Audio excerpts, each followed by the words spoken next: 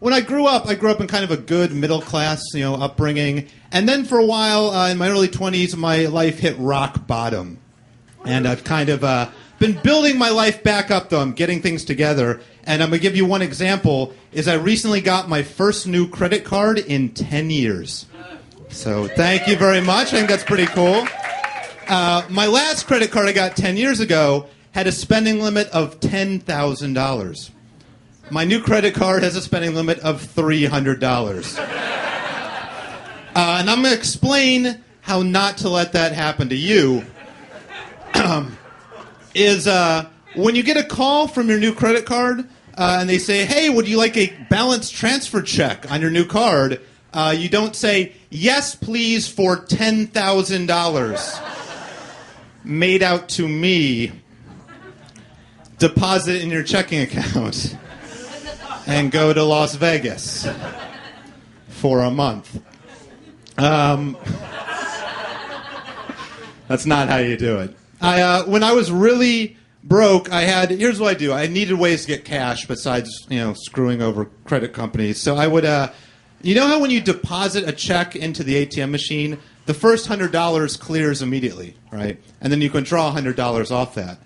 So when I was desperate for cash, what I used to do was deposit an empty envelope into an ATM machine, say there was a check for $100, and withdraw $100 off of nothing. Here is the problem with that, is my bank at the time, Washington Mutual, did not appreciate it, and they sent me the following letter, which went a little something exactly like this. Dear Mr. Pomranz, it's come to our attention that you are committing fraud on your Washington Mutual checking account. We'd appreciate it if you stopped committing fraud. Sincerely, Washington Mutual Bank. Here is the problem with that letter, is it didn't help me get cocaine. As opposed to, say, $100 cash. So I continued to use the trick as I call it, which got me a second, far better letter, in my opinion. And it went something like this. It said, Dear Mr. Pomranz, it's come to our attention that you refuse to stop committing fraud on your Washington Mutual checking account.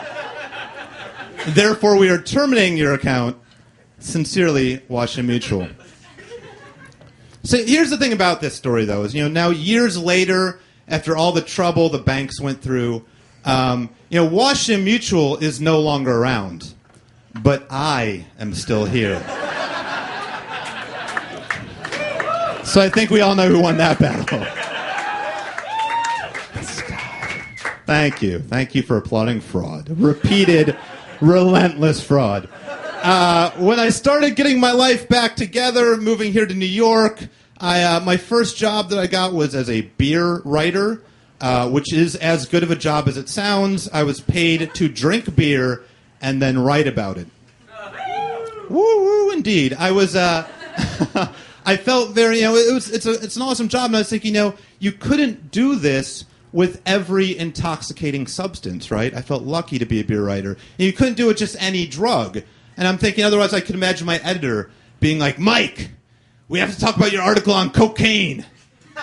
It's 115 pages long and you only use 2 periods. Or Mike, we need to talk about your article on mushrooms. You wrote it in crayon, in pages you ripped out of the Bible. Or, Mike, we need to talk about your article on heroin. You never turned it in. Word is you've been doing a lot of heroin recently. I apologize for assigning you that heroin article, which has since ruined your life. You can't even hear this. I don't know why I'm even talking to you. You're in some sort of heroin daze. Another weird thing about the beer writing job to me was that, like, a lot of I'd interview brewers, and they want you to, try their product out. But a lot of beers nowadays are really strong. So you'd be drinking and you'd be getting drunk as you're giving the interview.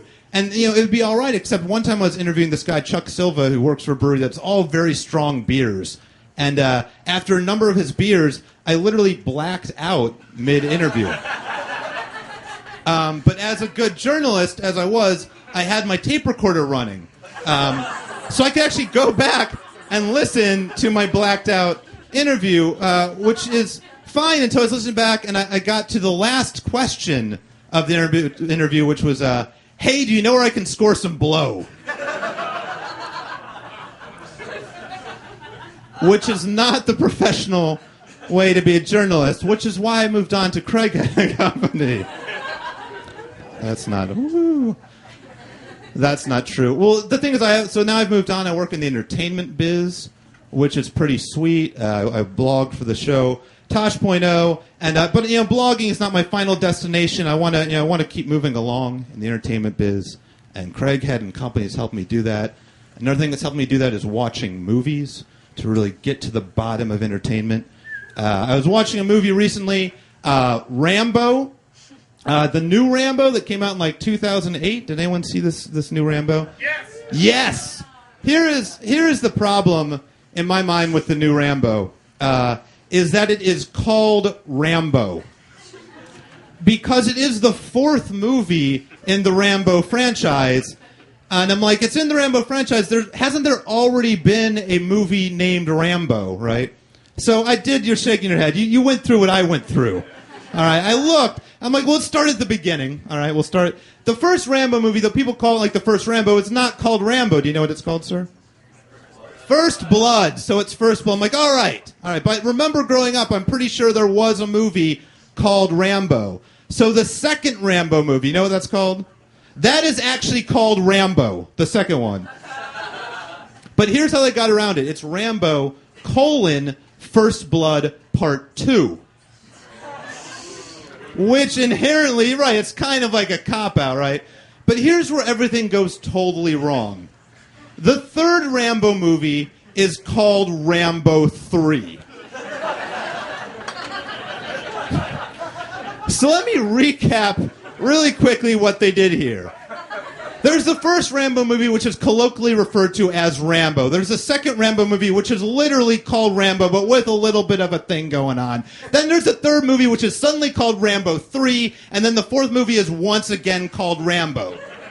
So 3 of the 4 movies are technically called Rambo. Here is what they need to do, all right? They must make a 5th Rambo movie, and it has to be called Rambo 2. Because I need to find out what happened between all those other Rambos and Rambo 3. It is a gaping hole in the Rambo series. And after that, they're just playing catch-up, right? It's like they make a 6th Rambo, it's Rambo 4. They make a 7th Rambo, it's Rambo 5. It's like a never-ending thing, but I have come up with a way to get them out of it. All right, I've been thinking hard. Like I said, I want to work in the entertainment business. So you got to think hard about these things. Here's what I came up with. Second Blood. Because seriously, how much first blood can one man have? It's been an honor talking to you about the Creaghead Company. Bring your CEO back up here.